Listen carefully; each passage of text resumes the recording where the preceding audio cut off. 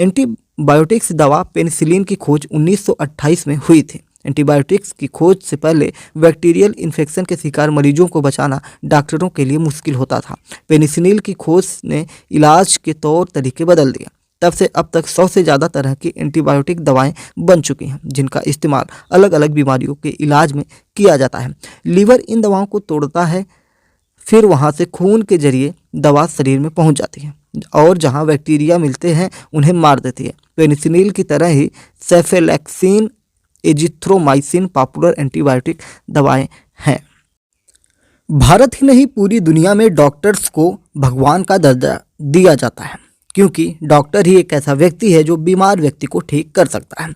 इसी को लेकर अब कुछ बड़े कदम स्वास्थ्य मंत्रालय के द्वारा उठाए जा रहे हैं, क्योंकि इसी देवता होने का फ़ायदा उठाकर बहुत सारे डॉक्टर ऐसे हैं जो गलत तरीके से पैसे या गलत तरीके से लोगों को दवाइयाँ दे रहे हैं, कंपनियों को बढ़ावा दे रहे हैं।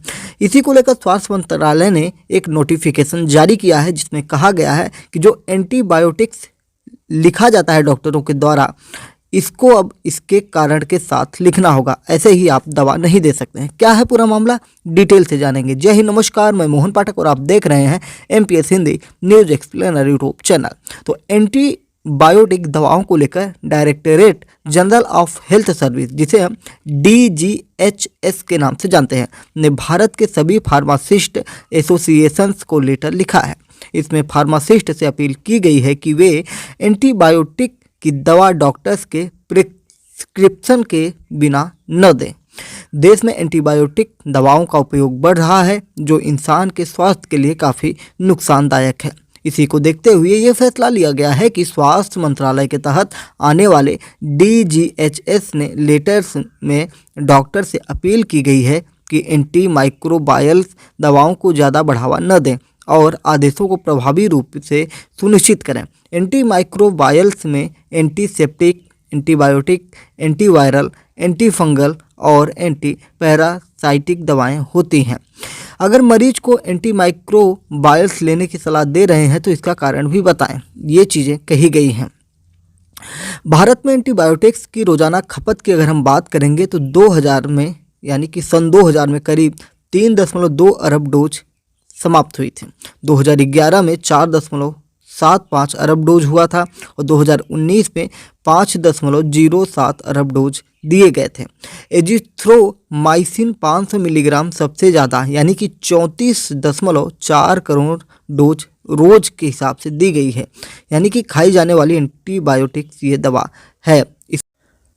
अगर हम इसके दुष्प्रभाव की बात करते हैं तो केंद्रीय स्वास्थ्य मंत्रालय के लेटर में कहा गया है कि एंटी माइक्रोबायल रेजिस्टेंस यानी कि AMR ग्लोबल तौर पर बड़े सार्वजनिक स्वास्थ्य खतरों में से एक है। एक अनुमान के मुताबिक 2019 में लगभग 13 लाख मौतों के लिए बैक्टीरियल AMR सीधे तौर पर जिम्मेदार था।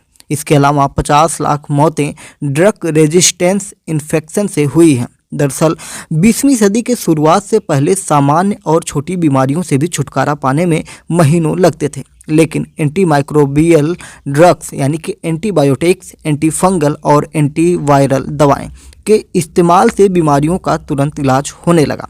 एंटीबायोटिक्स का इस्तेमाल बैक्टीरिया को मारने के लिए किया जाता है, लेकिन अगर कोई व्यक्ति बार बार एंटीबायोटिक का इस्तेमाल कर रहा है तो बैक्टीरिया उस दवा के खिलाफ अपनी इम्यूनिटी डेवलप कर लेता है। इसके बाद इसे ठीक करना काफ़ी ज़्यादा मुश्किल हो जाता है। इसे ही एंटी माइक्रोबियल रेजिस्टेंस AMR कहते हैं, यानी कि एंटी माइक्रोबियल रेजिस्टेंस ये होता है, अगर इसको आप समझने की कोशिश करेंगे, कि जिस बैक्टीरिया को मारने के लिए आपको एंटीबायोटिक दी जा रही है, जो उसके अंदर जीवाणु होते हैं या जो भी चीज़ें होती हैं, वो उस एंटीबायोटिक्स से लड़ने के लिए एक नया अपने अंदर ताकत डेवलप कर लेती हैं और जिससे ये दोनों काम करना बंद कर देते हैं और ये काफ़ी मजबूत हो जाता है और फिर इसे ठीक कर पाना मुश्किल हो जाता है। इसी को ही एंटी माइक्रोबियल रेजिस्टेंस यानी कि AMR कहते हैं। एंटीबायोटिक में शरीर में कई संकेत दिखाई देते हैं, जैसे स्किन पर लाल चकत्ते दिखाई देते हैं, त्वचा पर ड्राइनेस और खुजली होती है, बहुत ज़्यादा लालिमा होती है, मुंह में छाले पड़ जाते हैं, छाती या गले में जकड़न होती है, पैरों में सूजन हो जाता है, सांस लेने में दिक्कत होती है और बात बात करने में सांस फूलने लगती है, मुंह, चेहरा, होठ, जीभ या गले में सूजन दिखाई पड़ते हैं। इन संकेतों का मतलब है कि सीरियस एलर्जी रिएक्शन हुआ है। इसमें तुरंत ट्रीटमेंट की आवश्यकता हो जाती है। भारत में अगर एंटीबायोटिक्स की हम बिक्री की बात करेंगे तो भारत में दवाओं से जुड़े कानूनों के तहत सभी तरह की एंटीबायोटिक्स को H और H1 जैसी कैटेगरी में रखा गया है, जिन्हें बिना डॉक्टर के पर्चे के नहीं बेचा जा सकता। लेकिन लोग मेडिकल स्टोर से बेरोक-टोक ये दवाएं खरीद रहे हैं, यानी कि कोई रोक टोक यहाँ पर नहीं है। हेल्थ वर्कर्स से लेकर फार्मासिस्ट, झोला छाप डॉक्टर तक एंटीबायोटिक्स के बेधड़क इस्तेमाल को बढ़ावा दे रहे हैं। एंटीबायोटिक्स के ओवर यूज से मामूली बैक्टीरिया सुपर बग बन रहे हैं, जिससे मामूली समझे जाने वाले संक्रमण का इलाज भी कठिन हो रहा है। WHO के मुताबिक इस कारण निमोनिया, टीबी, ब्लड पॉइजनिंग और गोनोरिया जैसी बीमारियों का इलाज कठिन हो जाता है। CMR के मुताबिक यही वजह है कि निमोनिया, सेप्टिसीमिया के इलाज में यूज होने वाली दवा कार्बोपनेम पर रोक लगा दी गई है, क्योंकि यह दवा बैक्टीरिया पर बेअसर होती नजर आ रही है। एंटीबायोटिक्स से शरीर को होंगे 8 नुकसान और परेशानियां। ये अगर नुकसानों की हम बात करेंगे तो इसमें हड्डियां कमज़ोर होती हैं, ऑस्टियोपोरोसिस की परेशानी बढ़ती है, घबराहट, हार्ट अटैक का खतरा होता है, डाइजेशन प्रॉब्लम हो जाता है और दिमागी उलझन होता है, दिमाग हमेशा परेशान रहता है। एलर्जी होता है, मुंह में चकत्ते, जीभ पर सफ़ेद चकत्ते, किडनी खराब होने का खतरा होता है, महिलाओं में वजाइनल ईस्ट इन्फेक्शन होने का रिस्क होता है, जी मिचलना, पेट दर्द, डायरिया की शिकायत होती है और बॉडी से गुड बैक्टीरिया खत्म हो जाते हैं। ऐसी बातें निकल के सामने आती हैं।